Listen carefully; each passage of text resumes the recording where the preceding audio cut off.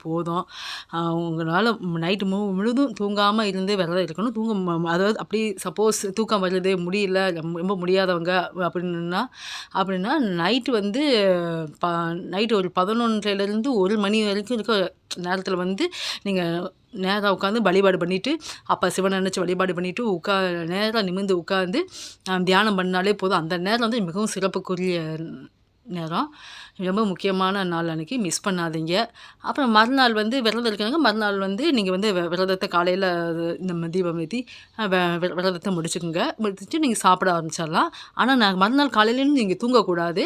மறுநாள் சாயங்காலம் 27ஆம் தேதி ஈவினிங் வந்து 6 மணிக்கு மேல தான் நீங்க வந்து அ திரும்ப நம்ம விளக்கேத்தி நம்ம அப்பா சிவன வழிபட்டு முடிச்சுட்டு தான் நீங்க தூங்க ஆரம்பிக்கணும். அதுவரைக்கும் தூங்கக்கூடாது. அ மிகவும் அற்புதமான நாளு.